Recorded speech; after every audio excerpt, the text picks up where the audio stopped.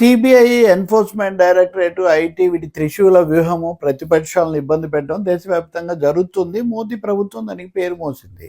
పశ్చిమ బెంగాల్లో కూడా జరుగుతుంది. వాళ్ళతో బీజేపీలోకి వెళ్ళినప్పుడు కేసులు ఉండవు, తృణమూల్లో ఉంటే కేసులు ఉంటాయి, ఇదంతా నిజమే. కానీ మిగతా చోట్ల కంటే బెంగాల్లో ఒక తేడా ఏంటంటే అక్కడ పోటాపోటీగా నడుస్తుంటాయి రాజకీయాలు.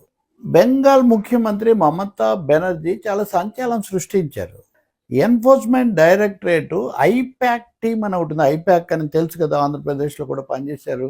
ప్రశాంత్ కిషోర్ ఉండేవాడు, ఆయన వచ్చేసిన తర్వాత ప్రతీక్ జైన్ దాన్ని నడిపిస్తున్నారు. ప్రతీక్ జైన్కు కాల్కటాలో కార్యాలయం ఉంది. మమతా బెనర్జీ తరఫున వాళ్ళే పనిచేశారు. ప్రతీక్ జైన్ కార్యాలయంలోకి ఈడీ వాళ్ళు నిన్న వెళ్ళి ఒక బొగ్గు కుంభకోణానికి సంబంధించి ఆయన మీద మేము దాడి చేశాము, అందుకని వెళ్ళామని వాళ్ళు చెప్తున్నారు. వాళ్ళు అక్కడికి వెళ్ళినప్పుడే మమతా బెనర్జీ ముఖ్యమంత్రి కూడా ఆ కార్యాలయంలోకి బలవంతంగా చొరబడ్డారు. ముఖ్యమంత్రి ఆమె రాష్ట్రానికి, కాబట్టి బలమైన ఆమె స్థానం గురించి మనం ఏమి చెప్పాల్సిన అవసరం లేదు. మూడోసారి ముఖ్యమంత్రి కూడా కదా. ఆ వెళ్ళినప్పుడు ఆమె అక్కడ ఉన్న పత్రాలు, ఒక ల్యాప్టాప్ తీసుకొని వచ్చేసారు. మామూలుగా అనేక నిరసనలు తెలుపుతారు, అరెస్టులు చేస్తారు, కేసులు పెడతారు, ఇదంతా నిజమే. కానీ ఒక రాష్ట్ర ముఖ్యమంత్రి ఈడీ దాడి చేస్తుంటే అక్కడికి వెళ్ళి అడ్డు తగిలి కొంత రభస్ చేసి అక్కడ పత్రాలు, తర్వాత ల్యాప్టాప్ లాక్కొని పోవడం అన్నది ఇంతవరకు అక్కడ జరగల. చాలా సంచలనం.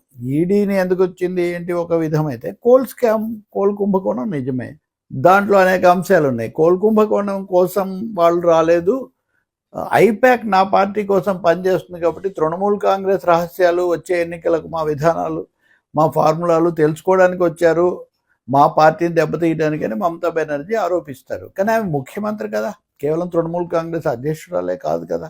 ఐపాక్ కార్యాలయంలోకి వెళ్ళారు, వాళ్ళేం తృణమూల్ కాంగ్రెస్ కార్యాలయంలో కూడా రాలేదు.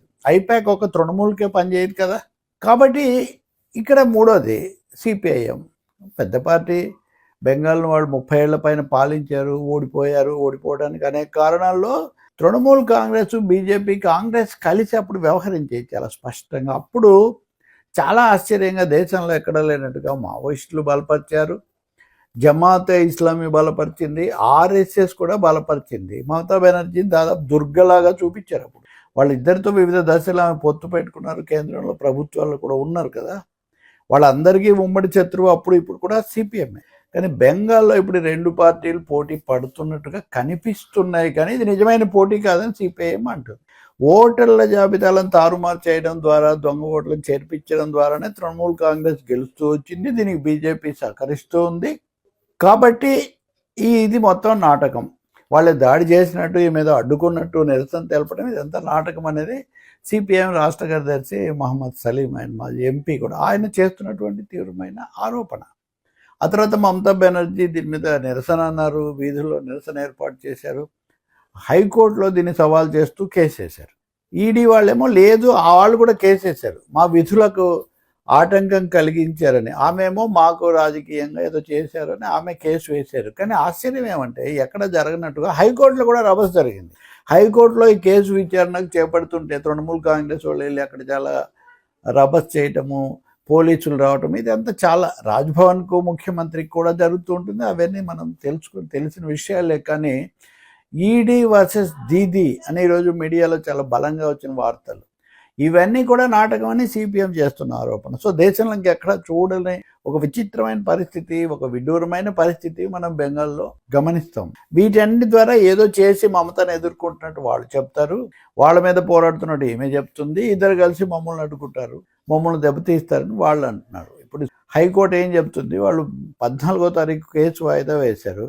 కానీ కోల్ కుంభకోణం నిజమైనప్పుడు అది కూడా ఆ కార్యాలయం పైన, దాని మీద చేస్తే మీకేంటి అభ్యంతరం అన్నది ప్రశ్న. తృణమూల్ కాంగ్రెస్ కార్యాలయం మీదకి రాలేదు కదా. ఈ విధంగా ముఖ్యమంత్రులు, కేంద్ర మంత్రులు అయితే ఇంకొకరు అలా వెళ్ళి అడ్డు తగలడం మొదలు పెడితే ఎలా కుదురుతుంది అని. సో ఇక్కడ ఎవరు ఎక్కువ ఎవరు తక్కువ అనే కంటే, అటు కేంద్రంలో బీజేపీ, రాష్ట్రంలో టీఎంసీ కూడా ఒక పెద్ద రాజకీయ ప్రహసనం నడుపుతున్నట్టుగా ఇక్కడ స్పష్టమవుతుంది.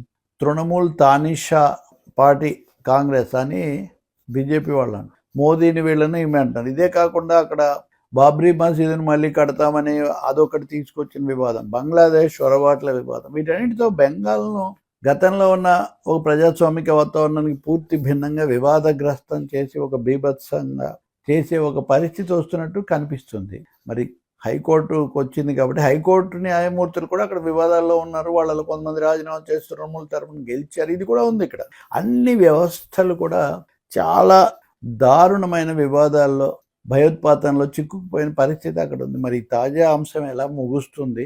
రెండవది వివాదంలో BOL బూత్ లెవెల్ ఆఫీసర్స్ అనేక మంది చనిపోవడం బెంగాల్లోనే జరిగింది. వీళ్ళు దీని మీద నిరసన తెలిపి కోర్టుకు కూడా వెళ్ళారు.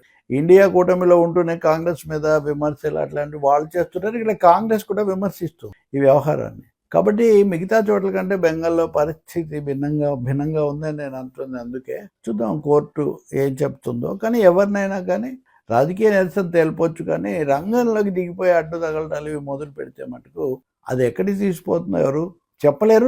నిజాలు కూడా తారుమారవుతాయి. ప్రజలు కూడా భయానికి లేదా గందరగోళానికి గురవుతారు. అది మళ్ళీ ఎవరికి కుటిల శక్తులకే మేలు చేస్తుంది.